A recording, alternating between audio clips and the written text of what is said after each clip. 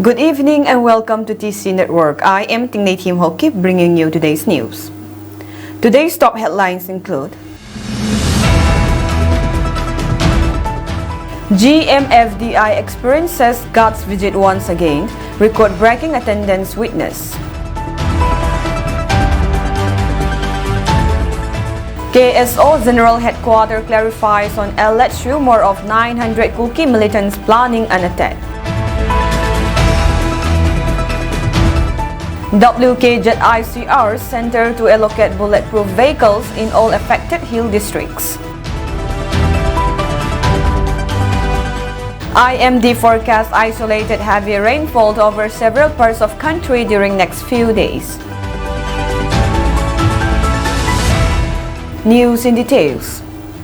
Gospel Ministry for Disabilities India GMFDI experiences the deliverance of another message from God yesterday, the 20th of September 2024 at 3 p.m. serve and lasted for about 3 hours. The believers had gathered there by 12 p.m. already, where they sing and pray and wait for the intercession hour with God. The believers say that God spoke to them here with His voice. The believers have experienced this type of unearthly activities many times, even before the start of the conflict, where they were warned of the upcoming Manipur violence and many other things as well. In this very place, the workers used to cast out evil spirit who poses human with the aim to take their life. God revealed Himself, saying, He had never revealed Himself before other people or race, nor will He reveal before other nation or race in the future. He said He had already planned these things when He created the world. Thousands of believers through the place amid extreme heat. In this very place, miraculous works in the name of Jesus are being performed, where sick and possessed are healed, and also give deliverance to those who want to be born again. Healing prayers were met by the evangelists for the sick and needy that comes to them so that they can pray for them and cure their physical and spiritual illness. In His revelation, God said, He had visited you so you won't walk away from my path and so as to lead you to me. We should love our fellow man like He loves us. He have created everything out of love. He dwells where love prevails, and that He had created heaven out of love. Naman thai na lo diu le ka hing nong thun na thei diu wa ka ngai lu ji wa ka hong vil naw a he hita bang chat chun ke man ho ka ngai lut bang ven na ho khat la khat ki ngai lu ven ngai lut na ke man iza kai ka si ma hen ngai lut namuna ke ma ka umen Van Munzong ngai lut zia ke man ka si ma he. At the beginning, there were just few hundreds of believers gathered there, but last night was a record-breaking attendance. Projector was also being placed for those sitting outside of the premises. Why have we all taken His visit to us through His voice lightly and are stone-hearted to listen to it? Look at the events occurring in and around you. He have planned everything before He let them occur. Dunia ipibola keman lagawa ngai lut na otsanga kavil na hi na hon na gel ne mawa imachalawa na gel ham thil so ho le athung ho le thilum chan ho hi vevin lang keman na ka to ding ting le keman na ka to ding ting le izakai Til izakai ka su to a ka gun to a ka to ji he bave. People who do not get seat inside occupy the place outside, sitting on the highway and completely stopping traffic in the area. The believers unceasingly prayed for the Kuki nation every day since the beginning of the conflict. I will convince other nations who are greater than your leaders to assist and support your tribe. God said the prayer of one believer of this very place, Holy Spirit proclamation reaches him out faster than any other's prayer relatively. God said He have entrusted His chosen man to lead our whole community. Had He not chosen him and entrusted him, the whole community will not have been ready and willing to welcome this day.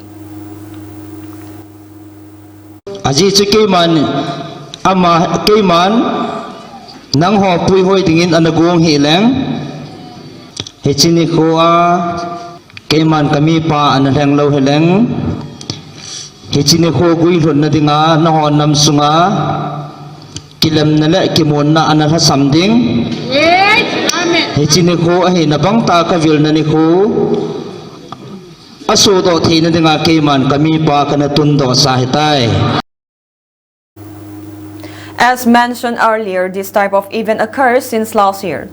It may be hard to believe, but the Manipur conflict had already been predicted here a week before it started. So many unearthly events are witnessed by the people who went here to pray and worship. His revelations to us that this place have spread towards other communities and nations as well, and they are willing to witness this event as well. Even now, many people from different ethnicity are watching this revelation. Tunjong chidam nang dam hoen jong chika chipun na monomin ahe azong tamtan tunjong namdang te tutua avezong aumtai.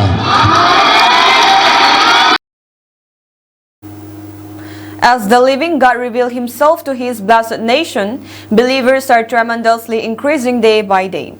He said he will never leave the cookie nation until and unless our aspirations are achieved. He said he will send his angel Gabriel again before departing for today. The security advisor of Manipur, Kuldeep Singh, held a press conference yesterday about the security situation in Manipur. One thing of a particular concern that the Kizo perceive as more of propaganda and less of facts is his claim of 900 Kuki militants who have infiltrated into Manipur in groupings of 30 or more. With these regards, Kuki Students Organization General Headquarters issued a press release presenting few facts about the rumor that this rumor first surfaced in the social media platforms on 16/9/2024. The letter has signature, fake or genuine, which we cannot verify, of the Secretary to Chief Minister and Geoffrey. The said letter, bearing letter number U.O.1/25/2024 was addressed to the DGP Manipur and copied to the Chief Secretary Advisor Security and Commissioner Home. This news was covered by an info media by the name of Tom TV on their 8 p.m. prime time show the same day, that is 16/9/2024. The next day, they issued a clarification from their social media handle, stating that they clarified and retract what they have aired as soon as they got confirmation that this was fake.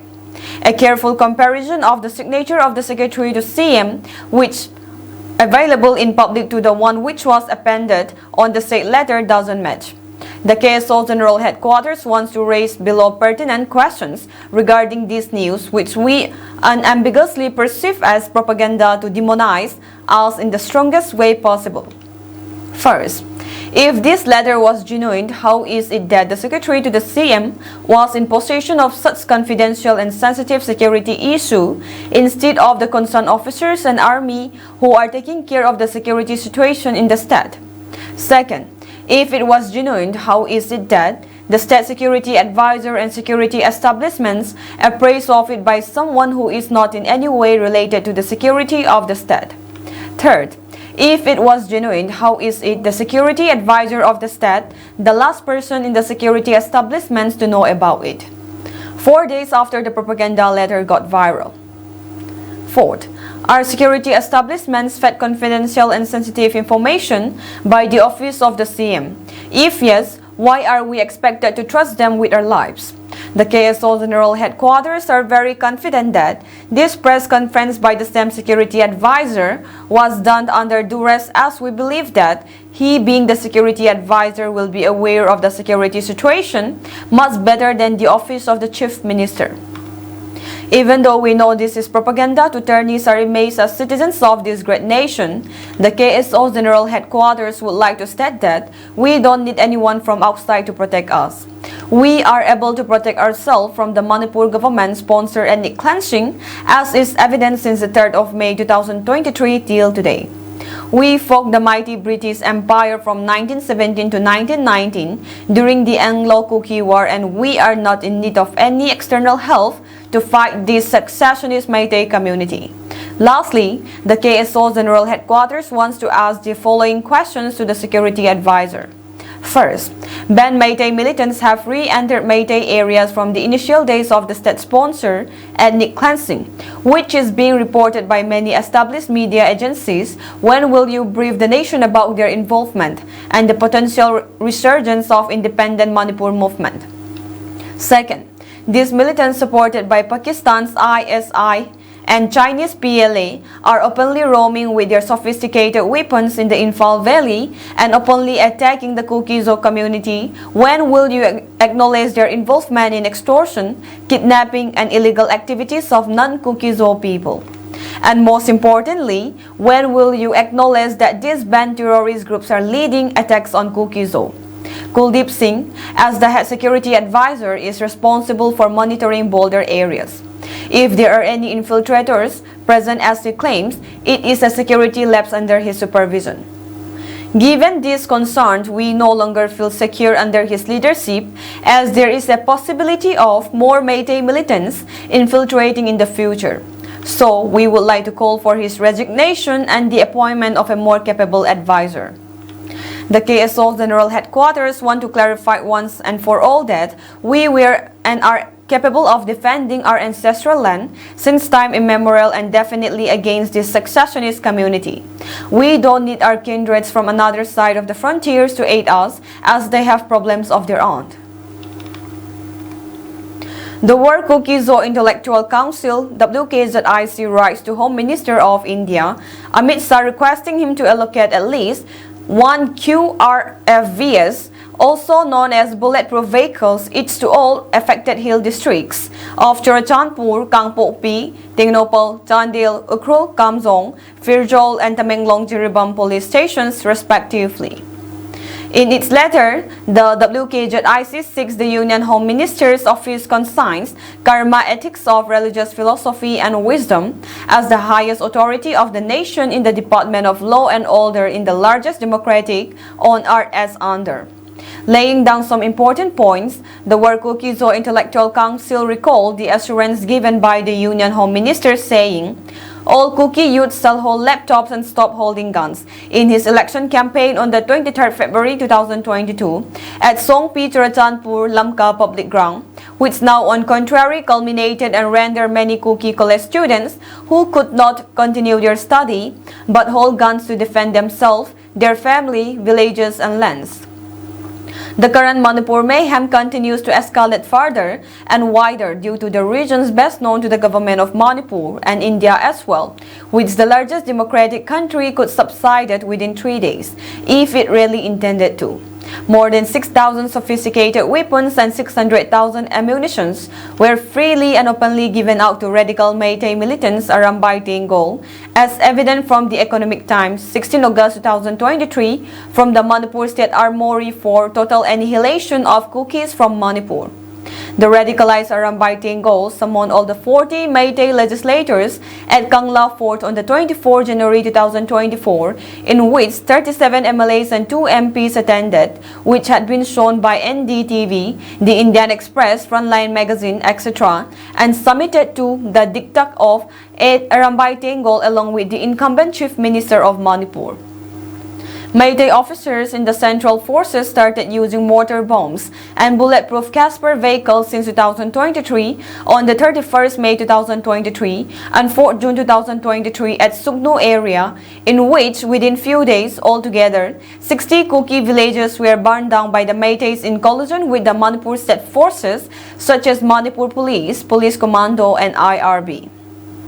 Meanwhile, pseudo-climate activist Lisi Priya Gangujam and pseudo-Christian income cyclist Rohan Philem Singh and others were continuously holding crowdfunding to buy and supply thermal drones to Arambay Tengol for escalating Meitei's aggressions upon minority Kukis. The Ministry of Home Affairs, Government of India is providing 10 bulletproof vehicles, QRFVs and 2 armored vehicles for the Manipur State Police Department, which Wire disclosed Manipur Police gets medium machine guns, 6 Army training 5th September 2024, which are reserved only for Valley districts and not issued to Hill districts so far, to Churachandpur, Kangpopi, Tengnopal, Tandil, Firjol, Jiribam Tamenglong, and Ukrul Kamjong District Headquarters police stations and police personnel. The WKZIC fervently appeal and request Union Home Minister Amit Shah and the Ministry of Home Affairs, Government of India to oversee the allocation of 10 QRFVs bulletproof vehicles and 2 armor vehicles provided recently by the Ministry of Home Affairs, Government of India for the Manipur State Police Department to be used in the current conflict in Manipur and allot the same for the above stated 7 hill districts too. It is to note that the state hill districts are critically affected in the current Manipur conflict and are also parts of India as a gesture to be impartial to all citizens, indiscriminate of caste, creed or religion, to uphold the Constitution of India Article 14, 19, 20, 21 and 22 respectively. The National Investigation Agency (NIA) has taken control of the investigation into the September 1 drone attack in Kautruk village in Fal West District, which claimed the life of a woman and injured 11 others. On September 1, 2024, a drone bombing took place in Kautruk and Kangdabang areas of Kangpopi and in Fal West Districts, Manipur. The Manipur police initially took up the case, but it was later handed over to the National Investigation Agency (NIA). The NIA has filed a case under various sections of the BNS, Arms Act, Explosive Substances Act, and UAP Act. According to the NIA, the central government received information from the Manipur government about suspicious activities in Kautruk and Kadangban, including the use of snipers and drones to drop bombs. Following this, on September 18, 2024, the central government directed the NIA in Fal branch to take over the case. The NIA has asked the Lamsang police station to hand over all documents, case diaries, and evidence related to the case. The Chief Investigation Officer of the NIA in Fal branch has filed an application in the Special NIA Court to this effect. The court has accepted the application and directed the police to submit all relevant documents by October 14. Security forces previously recovered a drone from Haramvaipai village in Kangpopi district following the attack, further raising security concerns in the region. In the incident on September 1, 2024, a 31-year-old woman was killed and her daughter was injured, and an Impact TV journalist was among 10 others injured. The NIA's involvement aims to ensure a comprehensive and detailed investigation into the incident and its potential implications for safety in Manipur.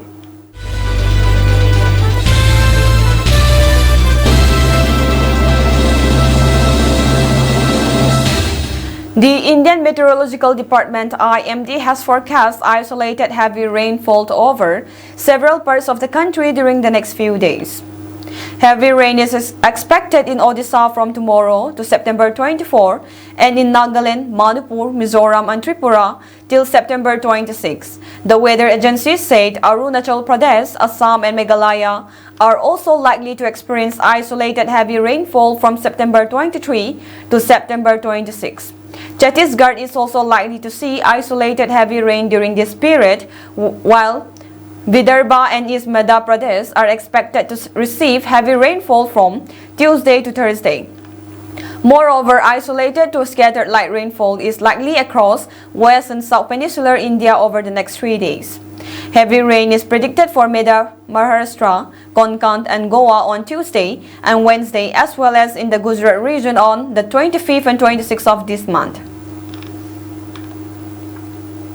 A tragic accident in the Brel Water Hill area of Central Kashmir's Budgam district has resulted in the deaths of 3 Border Security Force BSF personnel, with 32 others suffering injuries after their bus engaged in election duty slipped down a hilly road and fell into a gorge.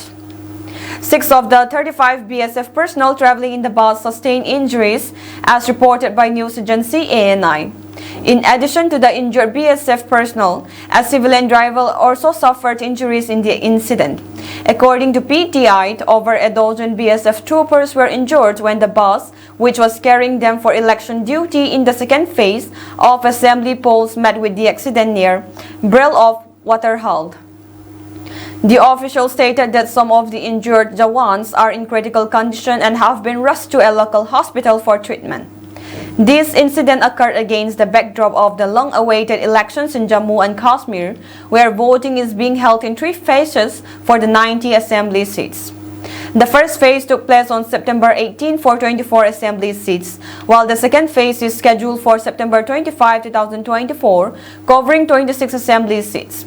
The third and final phase will take place on October 1 for the remaining 40 seats. The Central Armed Paramilitary Forces, CAPF and BSF companies have started reaching Rajouri, where polling in 5 assembly constituencies will be held in the second phase of September 25. Furthermore, the Election Commission of India recently announced a change in the date for the announcement of election results, which will now be declared on October 8 instead of the previously scheduled October 4. Meanwhile, more details about the bus accident are awaited. Prime Minister Narendra Modi has left for a 3-day visit to the US, where he will be participating in the 4th Quad Leaders Summit on September 21 and will also address an event at the United Nations General Assembly in New York.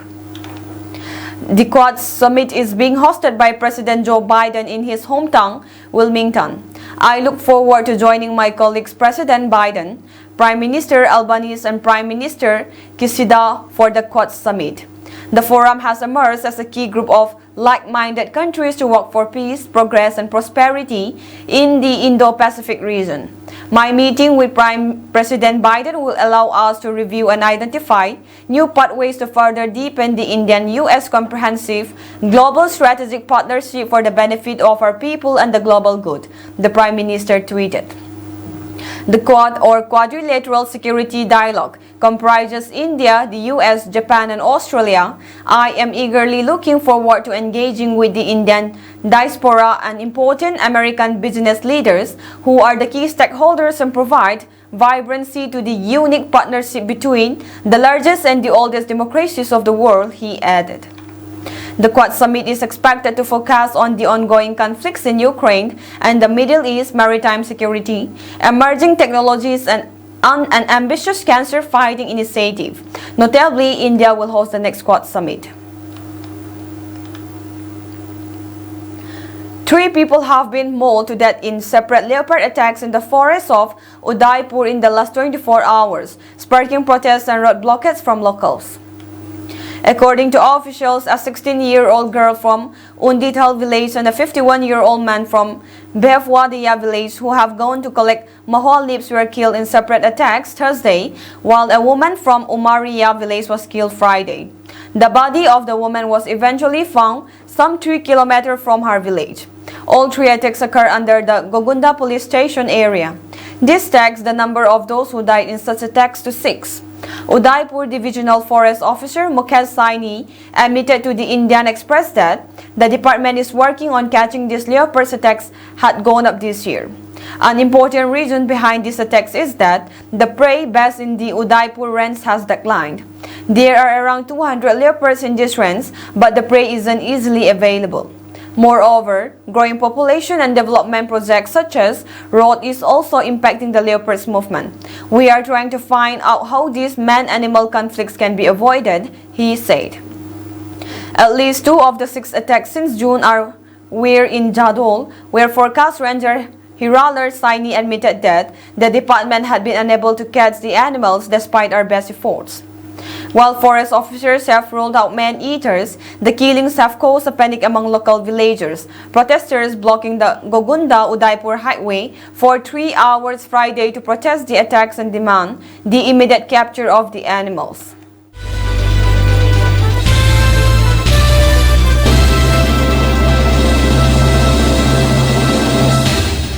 Israel conducted an airstrike on Beirut on Friday, killing a senior Hezbollah commander and several other high-ranking members of the Lebanese group. The Israeli military stated that Ibrahim Ahil, along with members of an elite Hezbollah unit, was targeted in the attack, marking a significant escalation in the ongoing conflict with the Iran-backed group. Hezbollah confirmed Akhil's death in a statement shortly after midnight, referring to him as one of its top leaders, though details surrounding his death were not disclosed. The group described the incident as a treacherous Israeli assassination, stating that he was killed in the Dahieh area of Beirut. According to Lebanon Health Ministry, at least 14 people died in the airstrike, and that number is expected to rise as rescue teams continue their efforts. The ministry also reported at least 66 injuries, with 9 individuals in critical condition. A second security source indicated that at least 6 other Hezbollah commanders perished when multiple missiles struck the entrance of a building's garage using a devastating explosion as Akhil met with fellow commanders inside. Witnesses described hearing a loud whistling sound followed by a series of blasts during the strike. The Israeli military identified Akhil as the acting commander of the Radwan Special Forces Unit, stating that he was killed along with approximately 10 other senior commanders during their meeting. According to sources in Lebanon, Akhil was a member of Hezbollah's top military council. This airstrike represents another significant setback for Hezbollah, following 2 days of assaults in which pagers and walkie-talkie used by its members exploded, resulting in 37 deaths and thousands of injuries. These attacks are widely believed to have been conducted by Israel, although the country has neither confirmed nor denied its involvement.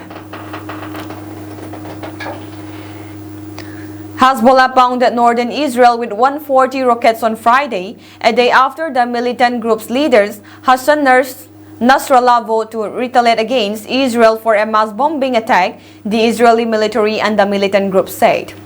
Israel's military said the rockets came in 3 waves Friday afternoon, targeting sites along the Raves border with Lebanon. Following the attacks, the Israeli military said that it had struck areas across southern Lebanon targeting Hezbollah infrastructure, but did not provide details of the damage. Hezbollah said that its attack had targeted several sites along with border with Katyusha rockets, including multiple air defense bases, as well as the headquarters of an Israeli armored brigade. They said they will struck for the first time. The Israeli military said that 120 missiles were launched at areas of the Golan Heights, Safed and the Upper Galilee, some of which were intercepted. Fire crews were working to extinguish blazes caused by pieces of debris that fell to the ground in several areas, the military said. The military did not say whether any missiles had hit targets or caused any casualties. Another 20 missiles were shot at the areas of Meron and Netwa, and most fell in open areas, the military said, adding that no injuries were reported. Hezbollah said that the rockets were in retaliation for Israeli strikes on villages and homes in southern Lebanon. Not 2 days of attacks widely blamed on Israel that set off explosives in thousands of Hezbollah pagers and walkie-talkies. On Thursday, Israel said its military had struck hundreds of rocket launchers barrels in southern Lebanon, saying that they were ready to be used in the immediate future to fire toward Israeli territory.